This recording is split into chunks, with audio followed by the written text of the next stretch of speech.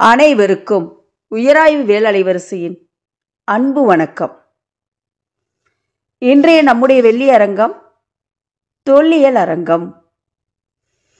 தமிழ்துறையின் சார்பாக நண்பர்கள் இணைந்து கீழடி செல்லலாம் என்று ஓராண்டிற்கு முன்பு முடிவெடுத்தோம். திருவாரூரில் தொடங்கிய பயணம் நாகையில் முடிவுற்றது. ஆரம்பித்தது என்னவோ திருவாரூரில், கிளம்பியது என்னவோ நாகையில். கிளம்பினோம் கீழடி நோக்கி. தமிழ்துறை நண்பர்களும் பிற துறை நண்பர்களும். மகிழ்ச்சியான தருணம். இதற்கு முழு உறுதுணையாக இருந்த திருவிக அரசு கலைக்கல்லூரியின் நண்பர் பேராசிரியர் முனைவர் இரா அறிவழகன் அவர்களுக்கு நம் குழுவினரின் சார்பாக மிகப்பெரிய நன்றியை தெரிவித்துக் கொள்கின்றேன். எங்களின் அழைப்பை ஏற்று கல்லூரியின் பிற துறை நண்பர்கள் பேராசிரியர் ரஜினிகாந்த் அவர்களுக்கும், பேராசிரியர் ஜான் பீட்டர் அவர்களுக்கும், பேராசிரியர் வினோதினி அவர்களுக்கும் என்னுடைய நன்றியை தெரிவித்துக் கொள்கின்றேன். இதற்கெல்லாம் மேலாக கீழடி பயணத்தில் எங்களுக்கு வழிகாட்டியாகவும் உறுதுணையாகவும் இருந்து நல்லதொரு உரையை தந்து வழங்கிய மதுரை அருங்காட்சியகத்தின் காப்பாட்சியர் ஐயா மருதுபாண்டியன் அவர்களுக்கு எங்கள் குழுவினரின் சார்பாக நன்றியை தெரிவித்துக் கொள்கின்றேன். மேலும் எங்களுடைய அழைப்பை ஏற்று கீழடிக்கு எங்களோடு பயணம் செய்த நாகை அரசு கலை மற்றும் அறிவியல் கல்லூரியின் தமிழ்துறையின் முன்னாள் துறைத் தலைவர் சொக்கலிங்கம் ஐயா அவர்களுக்கு எங்கள் தமிழ்துறையின் சார்பாக நன்றியை தெரிவித்துக் கொள்கின்றேன். எங்களோடு பயணம் செய்த பிற கல்லூரி பேராசிரியர் நண்பர்களுக்கும் நன்றி. ஆன்றோர்கள், சான்றோர்கள், பயனர்கள் அனைவருக்கும் நன்றி. வாருங்கள் உலகத்தமிழ் மாணவர்களே, கீழடி செல்லுங்கள், கொந்தகை பாருங்கள், நம் தொல்குடி வரலாற்றை அறியுங்கள், உலகலாம் கொண்டு செல்லுங்கள். மாற்றம் என்பதே மாறாதது. தமிழால் இணைவோம். உங்களின் நான் முனைவர் சே அஜிதா, துறைத்தலைவர், தமிழ்துறை, அரசு கலை மற்றும் அறிவியல் கல்லூரி, நாகப்பட்டினம். நன்றி, வணக்கம். அனைவருக்கும் வணக்கம். தொல்லியல் என்பது பொருள்சார் பண்பாட்டை அகழ்ந்தெடுத்து தொன்மைக்கால மாந்தர் செயல்பாட்டை பகுப்பாய்வு செய்யும் அறிவியல் புலமாகும். இவ்வகை தொல்லியல் ஆவணங்களில் கட்டிடக்கலை, தொல்பொருட்கள், தொல்லுயிர் எச்சம், மனித எச்சங்கள், சூழலியல் எச்சங்கள் ஆகியன உள்ளடங்கும். தமிழகத்தில் மிக தொன்மையான கீழடி அகழாய்வு மற்ற அகழாய்வுகளுக்கு முன்னோடியாக திகழ்கிறது. தமிழ்நாட்டில் கிமு 6ஆம் நூற்றாண்டிலே நகரமயமாக்கம் ஏற்பட்டிருந்தது என்றும் படிப்பறிவும் எழுத்தறிவும் பெற்று மேம்பட்ட சமூகமாக விளங்கியது கீழடி அகழாய்வு மூலம் நாம் அறிந்து கொள்கிறோம். கீழடியில் மிகப்பெரிய அளவில் நடைபெற்ற அகழாய்வு 40ற்கும் மேற்பட்ட குழிகள் தோண்டப்பட்டு சங்க கால மக்களின் தொல் எச்சங்கள் அதிகளவில் கண்டெடுக்கப்பட்டன. சிலப்பதிகாரம், பரிபாடல், மதுரை காஞ்சி போன்ற இலக்கியங்களில் குறிப்பிடப்பட்ட கல்மணிகள் மட்டுமே 600 வகைகள் கிடைத்துள்ளன. சங்க காலத்தில் கட்டிடங்களே இல்லை என்ற கூட்டை இந்த கீழடி அகழாய்வு மாற்றியமைத்துள்ளது. தமிழகத்தில் இதுவரை நடைபெற்ற அகழாய்வில் சுடுமண் முத்திரை முதலில் கிடைத்ததும் கீழடியில்தான். இந்த அருமையான நிகழ்ச்சியை ஏற்பாடு செய்திருக்கும் நாகப்பட்டினம் அரசு கலைக்கல்லூரி தமிழ் உயர் ஆய்வுத்துறை தலைவர் முனைவர் அஜிதா அவர்கள் மற்றும் வேளாண்கட்டளையின் சார்பில் அனைவரையும் இந்த வெள்ளி அரங்கத்திற்கு வருக என வரவேற்கிறோம். வாருங்கள் உறவுகளே, காணொலிக்குள் செல்வோம். நான் உங்கள் அமிழ்தினி. நன்றி, வணக்கம்.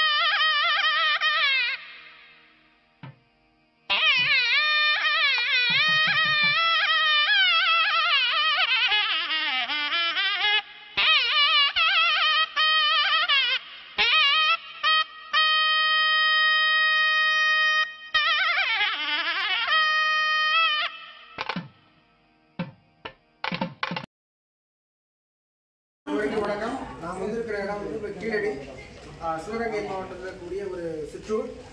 ஏறத்தாழ ஒரு தமிழர்களுக்கு வந்து நகர நாகரிகம் இல்லை அப்படின்னு சொல்லிட்டு இருந்த ஒரு வரலாற்றாய்வை இல்லை, தமிழர்கள் வந்து ஒரு நகர நாகரிகம் உடையவர்கள் அப்படின்ற ஆதாரத்தை இங்கே கீழடியில் தான் கண்டெடுக்கப்பட்டிருக்கு. ரொம்ப ஒரு அற்புதமான ஒரு இடம், இயற்கை சூழலோட இடம் அமைந்திருக்கு. கண்டிப்பாக மாணவர்கள் இளம் தலைமுறையினர் இங்கே வந்து பார்வையிட்டாங்கன்னா அவங்க வரலாற்றாய்வை மிகச்சிறந்த தெரிஞ்சுக்குவோம். நாகப்பட்டினம் அரசு கல்லூரியிலிருந்து இன்றைய நாளை முழுமையாக்குவதற்காக இங்கே வந்திருக்கிறோம். இது மிக அற்புதமாக இந்த ஏற்பாட்டை கல்லூரியுடைய துணை முதல்வர் மதிப்புக்குரிய பேராசிரியர் அஜிதா அவர்கள் வந்து ஏற்பாடு செய்திருக்கிறார்கள். மற்ற மகிழ்ச்சியான நாள், நம்மளுடைய வரலாறை மீட்டெடுக்கக்கூடிய ஒரு நாளாகவும் முன்னோர்களுடைய வரலாற்றை தெரிந்து கொள்ளக்கூடிய ஒரு நாளாகவும் இது அமைந்திருக்கிறது. அதுவும் என்னை போன்றவர்கள் தமிழ் பேராசிரியர்களோடு தமிழ் விரும்பிகளோடு வருவது வந்து மிகப்பெரிய ஒரு சந்தோஷமாக பெருமையாக நான் கருதுகிறேன். அந்த வரலாற்று குறிப்புகளில் நானும் ஒரு ஆளாக இடம்பெறுவதில் மற்ற மகிழ்ச்சி அடைகிறேன். திருவாரூர் அரசு கல்லூரியிலிருந்தும் பேராசிரியர் பெருமக்கள் வந்திருக்கிறார்கள். அவர்களெல்லாம் ஒன்றிணைந்து இந்த நிகழ்வை சந்திக்கிற பொழுது ரொம்ப பெருமையாகவும் மகிழ்ச்சியாகவும் இந்த தருணம் இருக்கிறது.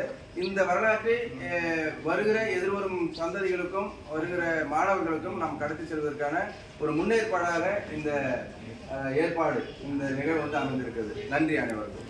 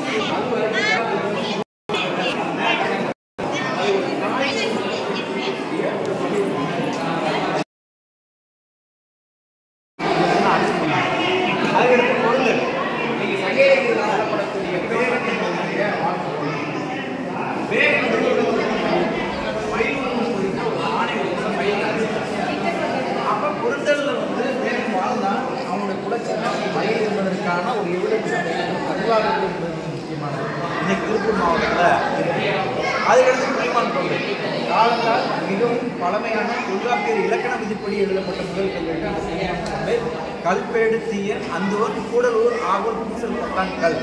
அந்த ஆவல் என்ற சொல்லு முதல்ல தான் பயன்படுத்தும். அதற்கு அடுத்து வரக்கூடிய எந்த ஒரு நடுகளையும் ஒரு பூசல், ஊர் கொலை, பூசல் மற்றும் இந்த மாதிரியான இடத்துல தான் பயன்படுத்தப்படுகிறது. தொல்காப்பியர் சொன்ன ஆவல் என்ற சொல்லு இந்த இடத்துல பயன்படுத்துறது இந்த கல்வெட்டு இங்கே தான் இருக்குது. இதையும் பார்க்கக்கூடிய வாய்ப்பு இருக்குது. அதுக்கடுத்து தாதப்பட்டு நுண் அடியன் பாகல் பாலி கல் அப்படின்ற ஒரு கல்வெட்டு கிடச்சி அதுவும் இங்கே தான் இருக்குது. இந்த ரெண்டு கல்வெட்டும் வரலாற்றில் என்ன மாதிரியான மாற்றத்தை ஏற்பட்டுச்சுன்னா இதனால வரையும் எழுத்துக்களை முதல் அறிமுகப்படுத்தின சமணர்கள் பௌத்தர்கள். ஆனால் இல்லை, ஏன்னா இந்த ரெண்டு கல்வெட்டு கிடைப்பதற்கு முன்பு வரையும் 94 இடங்களில் சமணர்களுடைய வாழ்வியல் இடங்களில் தான் தமிழ் எழுத்து கண்டுகிட்டே இருக்குது. இப்போ முதல் முறையாக என்ன கேட்டிங்கன்னா சமணர் வாழ்விடம் இல்லாத ஒரு பகுதி அந்த அதிகமான காலம் பெருக்கற்கால சின்னத்தில் வரியில் கிடைக்குது ஒரு நடுகள். அப்போ அந்த நடுகளில் ஆரம்பத்தில் நடுகளில் உருவ வழிபாடு வரலை. பிற்கால கட்டங்களில் வரப்படக்கூடிய பல்லவர் காலகட்டங்கள் நடுகள், பாண்டியருடைய காலகட்டம், சோழருடைய காலகட்டங்கள்லாம் நமக்கு ஏர்லியஸ்ட்டு அந்த உருவங்கள் வரப்படக்கூடிய நடுகர்கள் வருவதற்கு இது ஒரு நல்ல சான்று. அப்போ உருவ வழிபாடு என்பது ஆரம்ப காலகட்டங்களில் நமக்கு இல்லை என்பது நமக்கு அழகாகவே தெரியும். அதற்கு மதுரையை பற்றி நிறைய செய்திகள் சொல்லலாம். 2 குன்றங்கள் யாப்பர்களை விரும்புவதில் அழகாக சொல்லுவாங்க. வரங்குன்றம், உருவகம், பப்பாரம், பள்ளி, எருங்குன்றம், பேராந்தை, யானை என்றட்டு எடுத்தியம்ப வல்லாருக்கு சென்றட்டுமோ பிறவித்தீங்கன்னு சொல்லிட்டு 8 பெருங்குன்றங்களை பற்றி சொல்கிறாங்க. ஆனால் நமக்கு கிடைச்சது 5 பெருங்குன்றங்கள் மட்டும் தான் கண்டுபிடிச்சிருக்கிறோம். மீதி 3 பெருங்குன்றத்தில் எந்த பிஆருக்கு அடித்தான்னு தெரியல. அது இன்னைக்கு எங்கே இருந்து கண்டுபிடிக்க முடியும். அதுக்கு பக்கத்தில் பார்த்தீங்கன்னா மாங்குளத்தை சொல்லும்போது இங்கே தான் முதல் முறையாக சங்க இலக்கியத்தில் புறநானூரில் வரக்கூடிய நெடுஞ்செழியன் பேர் பதிவாகும். அந்த நெடுஞ்செழியனுக்கு இவனுக்கு என்ன தொடர்பு அப்படின்னு சொல்லி விசாரிச்சோம்னா அவன் சங்க இலக்கியத்தில் சொல்லப்படக்கூடிய மலையாளம் பாண்டிய நெடுஞ்செழியன், ஆரியப்படைகள் இந்த இடத்துல ஒரு நெடுஞ்செழியன். அப்போ நெடுஞ்செழியன் என்ற ஒரு பேர் இது என்று உறுதியாக இந்த 2 நெடுஞ்செழியில் ஒருத்தனாக இருப்பானா நம்ம சொல்ல முடியாது. ஏன்னா ஒரே தாயாதி குழுக்களாக இருக்கலாம் அப்படின்றது மட்டும் உறுதி சொல்லலாம். இன்னொன்று இந்த கல்வெட்டுடைய சிறப்பு சொல்லணும்னு கேட்டிங்கன்னா முதல் முறையாக உறவு சொற்கள் இங்கே வருது. சாலகன், சகலன், சாலகன் சொல்லாடல் இங்கே வருது. அப்போ அந்த உறவு சொற்கள் சொல்லப்பட்ட செய்திகள். 3வது செய்தி என்னன்னு கேட்டீங்கன்னா இந்த கல்வெட்டில் பிறமொழி கலந்து வடமொழியில் வரக்கூடிய சரஸ்வதி சா இந்த இடத்துல பயன்படுத்துகிறாங்க. தனி நந்தா ஸ்ரீயை இந்த சி வரும்போது அந்த சி பயன்படுத்துகிறாங்க. அப்போ தொல்காப்பியருடைய காலகட்டங்கள் அல்லது சங்க இலக்கிய காலகட்டங்களிலேயே பிறமொழி கலந்து எழுதப்படக்கூடிய மரபு இருந்திருக்கிறது. அதனால தான் தொல்காப்பியர் சொல்லுவார்னு நினைக்கிறேன், பிறமொழி கலவையாக என்று சொல்கிறார். அப்போ அவருடைய காலகட்டத்திலேயே நமக்கு பிறமொழியில் கலந்து எழுதப்படக்கூடிய மரபு இருந்தது என்பதற்கான ஒரு சான்றாக அதை சொல்லப்படுகிறது. அப்போ அந்த வகையில் இன்னொரு செய்தி கண்ணையே தமிழ்நாட்டில் அம்மா வந்து குடும்பாவது அவை கேரளாவிலிருந்து வரக்கூடிய சொல்லுவான். இந்த மனிதரைக்கு போகக்கூடிய 3 வழிகள் இருக்கிறது. கூட இருக்கக்கூடிய கவுண்டியடியில் என்ன சொல்லுவாங்க, எங்களுக்கு இன்மை வாழ்வும் தேவையில்லை, மறுமை வாழ்வும் தேவையில்லை, நாங்கள் இதுதான் இந்த வாழ்வோடு முடிச்சிருன்ற மாதிரியே சொல்லி அந்த கவுண்டியடிகள் சமணம் சார்ந்த செய்தியாக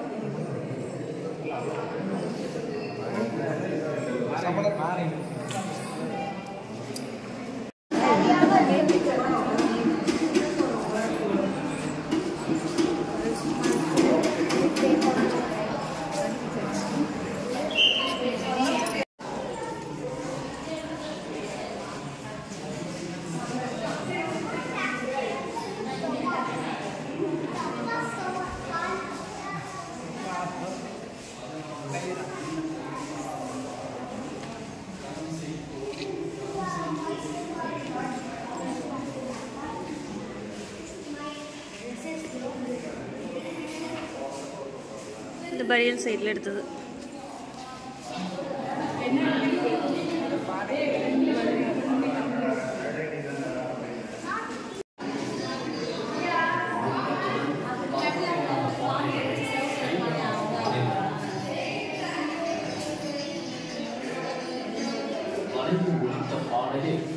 சக்கரத்திலிருந்து அறுத்தெடுத்தார்.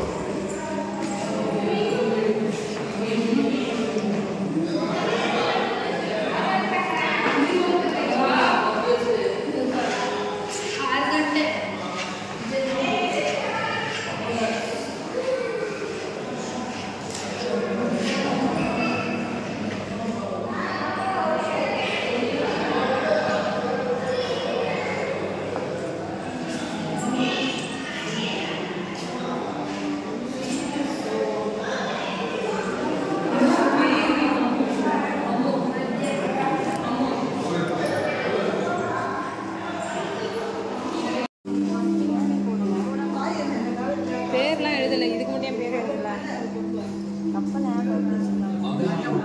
149வது பாடலானது எவனர் தந்த வினைமான் மாடு மாதிரி இருக்கு. குறிப்பிடுகிறார். இது மாடா காட்டெருமையா? பண்ணி அது காட்டெருமை பண்ணிதான்.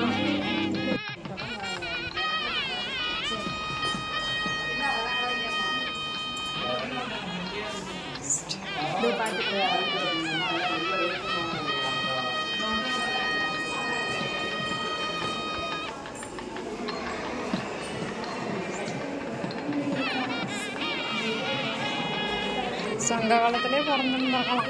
நம்ம சம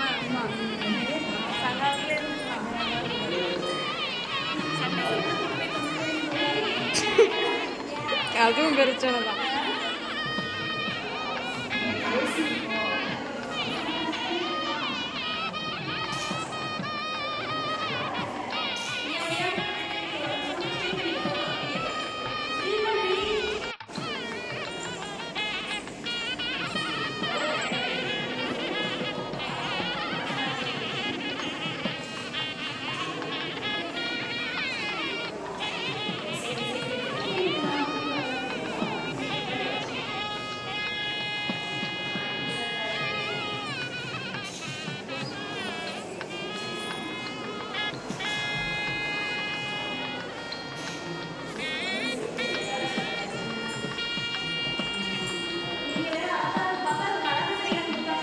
அதனால தான் அவங்க பக்கத்தில் நின்று எடுக்கக்கூடாது.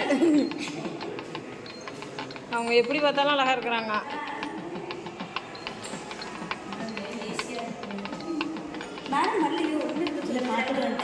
பார்த்துட்டு வந்துட்டாங்க.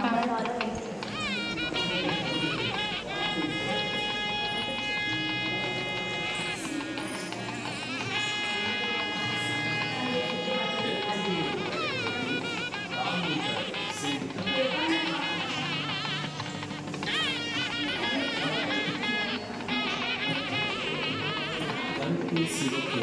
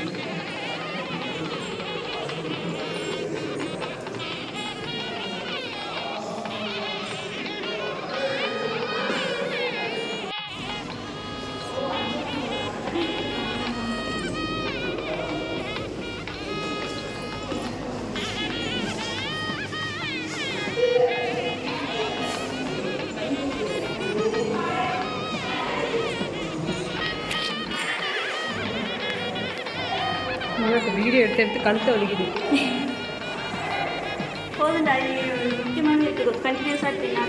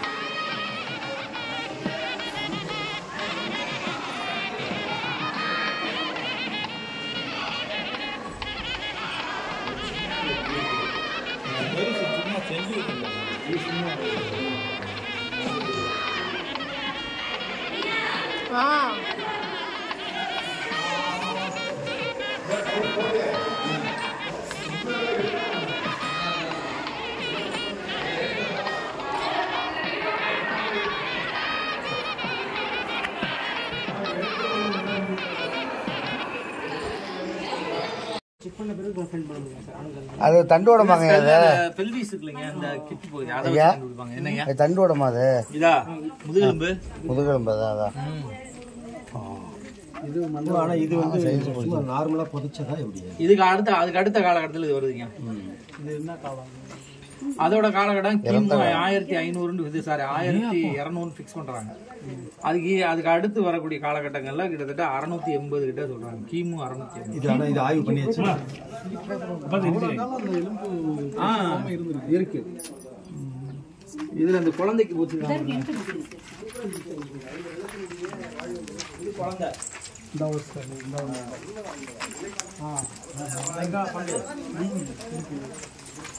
அது பேசு குழந்தைதான். இந்த காலுக்கு ஒரு ஜஸ்ட் இந்த இது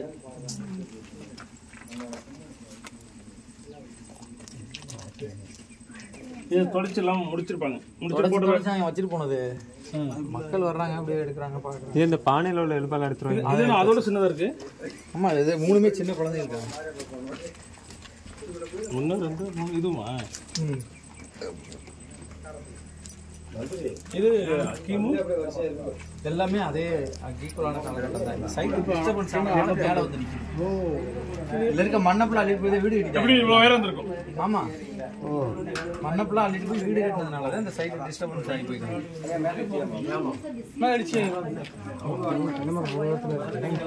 இப்படிதான் நம்ம நிறைய பேர் வந்து டிஸ்டர்ப் பண்றோம்னு சொல்லிட்டு அவங்க முதல்ல தாழ்வா போட்டு விட்டாங்க. அது கடைசியில் இப்போ ஏன்டா இவ்வளவு தூரம் தாழ்வா போட்டோம்னு சொல்லிட்டு ஃபீல் பண்ணிக்கிட்டு இதை மறுபடியும் மேல உயர்த்த போறாங்க. உயர்த்திட்டு இதையும் அதையும் இணைச்சு மியூசியம் கன்வர்ஷன் பண்றாங்க. எலும்புல கிடக்கு. Open museum. அதான் எங்க எலும்பு? குழந்தையோடைய பாடி. சார் கரெக்டாக இந்த பிளேஸ் பிளான் பண்ணி எடுத்து கரெக்டா இருக்கு. அதான் சார் முதல்ல வந்து நம்ம மாடல் ட்ரென்ச் தான் சார் போடுறோம். மாடல் ட்ரென்ச்சை போட்டுட்டு தான் அதுக்கப்புறம் வந்து அதுல ஏதாவது கிடைச்சுன்னா அடுத்த எக்ஸ்டென்ஷன் போவோம். அப்படியே மெதுவா தொட்டிட்டு போயிருப்பாங்க. அப்படிதான் போவோம். சில நேரங்கள் என்ன பண்ணுவாங்கன்னா வீடு கட்டுறதுக்கு நான் மண்ணல்ல அப்ப வெறும் எலும்பு கூட வந்துச்சுன்னு வாங்க. அப்ப உடனே அந்த இடத்த டார்கெட் பண்றது. இத்தனை ஆண்டுகள் வரல அது சிதையாம இருக்கு. அதுக்கான காரணம் ஆய்வுல எலும்பு அதோட நிக்கும் இல்லைங்க, எலும்பு அவ்வளவு தூரம் டீக்கம் போகுது. ஆனா அது ஒரு மேல், அது மட்டும் உறுதி. அது விழா எலும்பு வச்சு கண்டுபிடிப்பீங்க தானே? ஆமா, அதுதான். அதுவும் அவன் இந்த ப்ளோ பைப் மாதிரி இருக்கும் இல்லையா, ஊதி ஊதி பார்த்துருக்கான். அப்படி ஊதி விட்டுட்டு அப்படி இழுக்கும் பொழுது என்ன ஆகுதுன்னா, அந்த அந்த தனிமத்தில் இருக்கக்கூடிய மெட்டல் வந்து வாய்க்குள்ள போயிருக்கு. அது அவனுடைய பல்லுடைய இடுக்குல அங்கங்க செட்டில் ஆகிட்டு இருக்குது. அது வந்து இறந்த பின்னாடி அவனுடைய பல்லுனுள்ள இருக்கக்கூடிய அந்த காரை என்னன்னு சொல்லி எடுத்து டெஸ்ட் பண்ணா அவன் வந்து ஒரு பொற்கொள்ளன்றத இங்கேதான்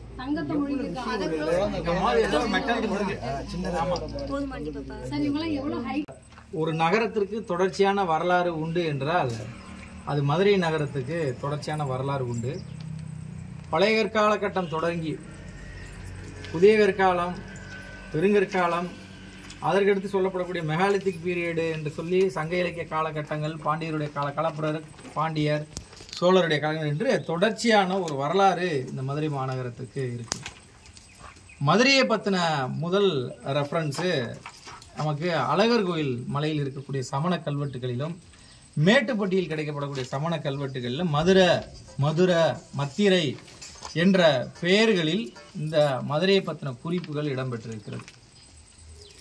மதுரையோட மேலும் ராபர்ட் ப்ரூஸ் கூட்டு தமிழ்நாடு முழுக்க ஆய்வு செய்யும் பொழுது இந்த வடமதுரை, திருவள்ளூர் மாவட்டம் வடமதுரை, அத்திரம்பாக்கம், குடியம் போன்ற இடங்கள் கிடைத்த கற்கருவியில் போன்று மதுரைக்கு அருகில் சுமார் 22 கிலோமீட்டருக்கு பக்கத்தில் ராபர்ட் ப்ரூஸ் கூட்டு ஒரு பழைய கற்கால மக்களுடைய வாழ்வியல் கருவியை ஒன்று கண்டுபிடித்தார்.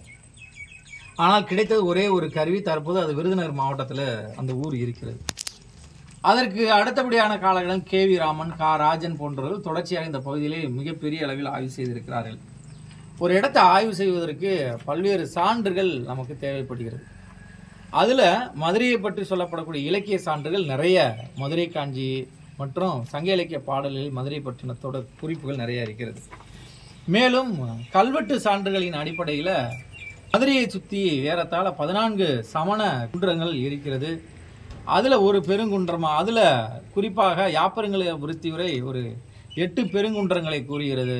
அந்த 8 பெருங்குன்றங்களில் பரங்குன்று, உருவகம், பப்பாரம், பள்ளி, யருங்குன்றம், பேராந்தை, யானை என்று எடுத்தியம்ப வல்லாருக்கு சென்றெட்டும பிறவி தீங்கு என்று சொல்லி 8 பெருங்குன்றங்களை சொல்கிறார்.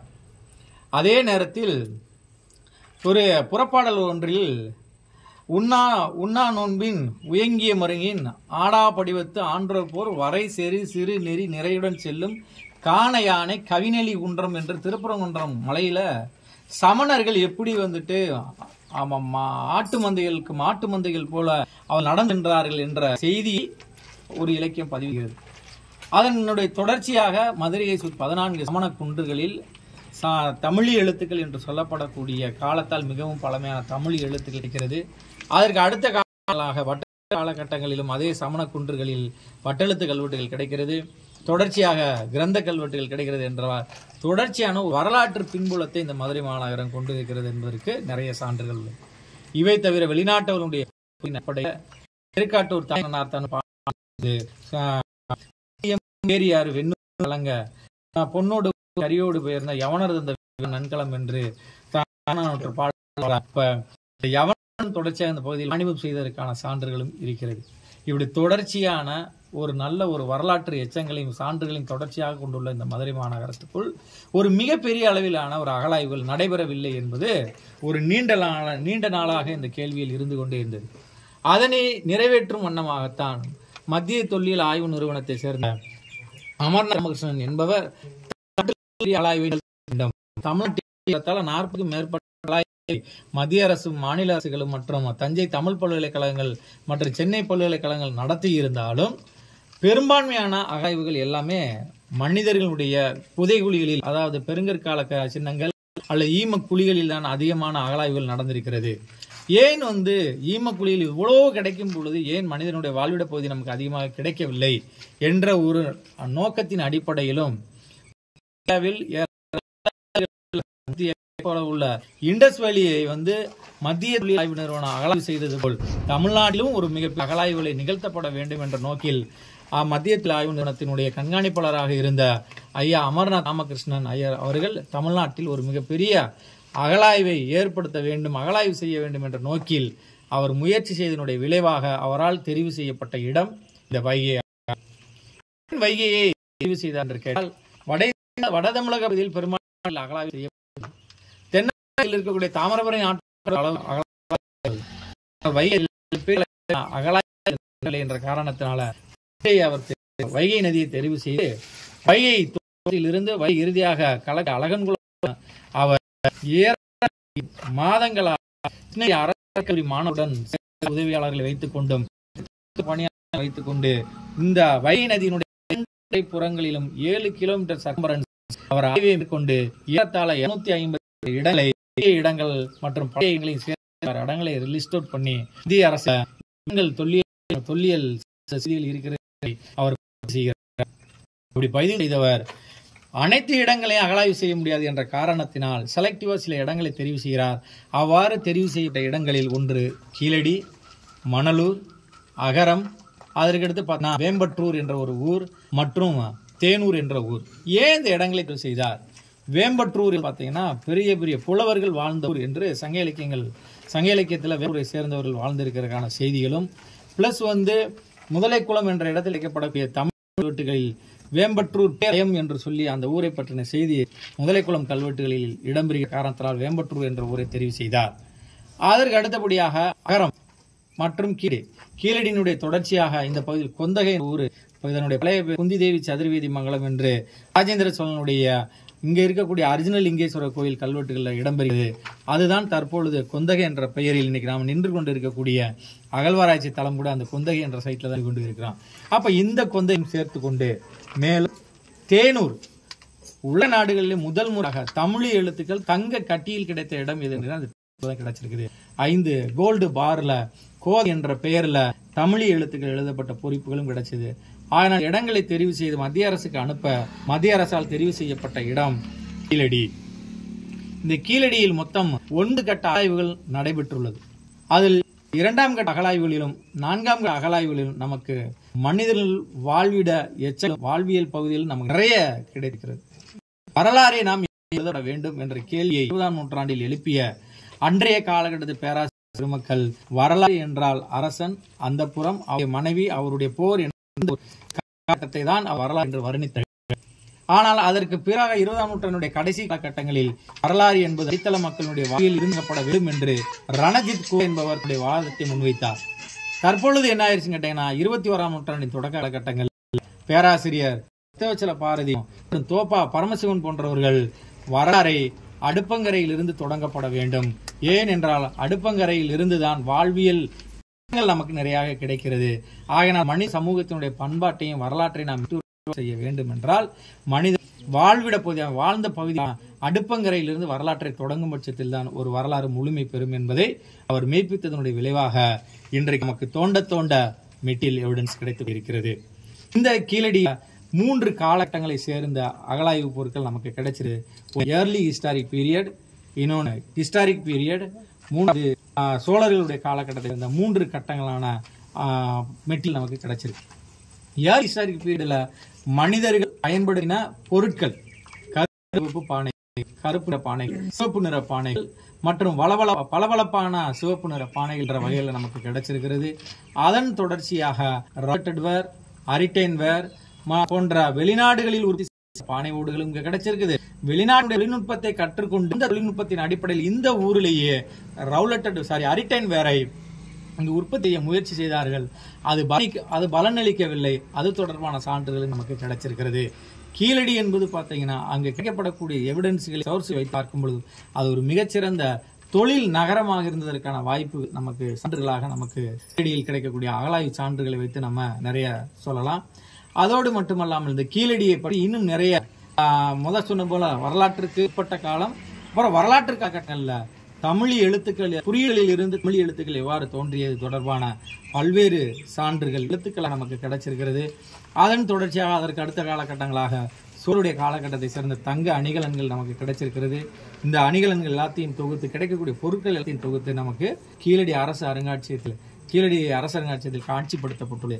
ஆனால் இந்த கீழடி என்பது மனிதர்களுடைய ஒரு தொன்மையான நாகரிகத்தை தொடர்ச்சியாக எடுத்துக்கொண்டு சொல்லுகிறது என்பதை உறுதி அதற்கு அசோசியேட்டடாக இருக்கக்கூடிய ஒரு பரியல் சைட் என்பது இந்த கொந்தை பகுதியில் தான். இந்த கொந்தை பகுதியில் இது மனிதர்களை புதைத்த இடமாக சொல்லப்படுகிறது. இங்க பாத்தீங்கன்னா மனிதனுடைய எலும்பு இருக்கிறது, முகம் இருக்கிறது, கீழே கால் பகுதியெல்லாம் கணிக்கப்படுகிறது. இது மனிதனுடைய கிடைக்கக்கூடிய எலும்பு கூடுகள். அந்த சைடு பாத்தீங்கன்னா குணைகளை புதைத்த பகுதிகள் கிடைச்சிருக்குது. மேலும் ஆண் 10 ஆண்கள் நமக்கு கிடைச்சிருக்கு. ஆயினால் வரலாறு என்றும் அழியவில்லை. வரலாறு முறையாக டாக்குமெண்டேஷன் இதுதான் ஒரு முழுமையான வரலாறை நாம் பெற முடியும். ஆனால் ஒரு வரலாறு பெற வேண்டால் கண்டிப்பாக வரலாற்றுறையும் தமிழையும் இணைந்து இயங்கி பணியாற்றம் செய்ய வேண்டும். இது மூன்றாவது ஒரு துறையாக மாநில துறையும் சேரணும். இந்த 3 துறைகளும் எப்பொழுது இணைகிறதோ அப்பொழுதுதான் முழுமையான வரலாறை நாம் மீட்டுருவாக்கம் செய்யப்பட முடியும் என்பதை உங்களிடம் தெரிவித்துட்டு, இந்திய வரலாற்றிலே முதலையாக பேராசிரியர்களா ஒண்ணு சேர் வந்த உங்களுக்கு இந்த மதுரை மாநகரத்தினுடைய சார்பாக வாழ்த்துக்களை தெரிவித்துக் கொள்கிறேன். நன்றி, வணக்கம்.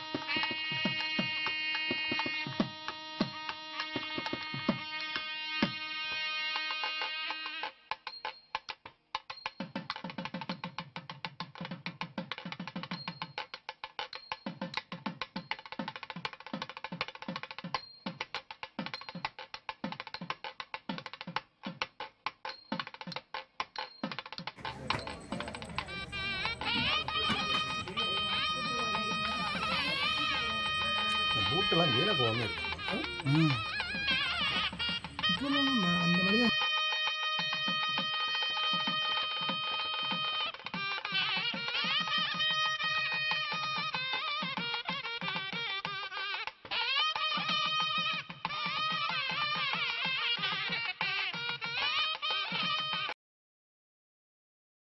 இந்த நிகழ்ச்சி உங்களுக்கு பிடிச்சிருந்தா, பிடிச்சிருந்துச்சுன்னா விரும்பவும், ரொம்ப பிடிச்சிருந்துச்சுன்னா பகிரவும், ரொம்ப ரொம்ப பிடிச்சிருந்துச்சுன்னா கருத்து பெட்டியில் கருத்துக்களை போடவும். நன்றி.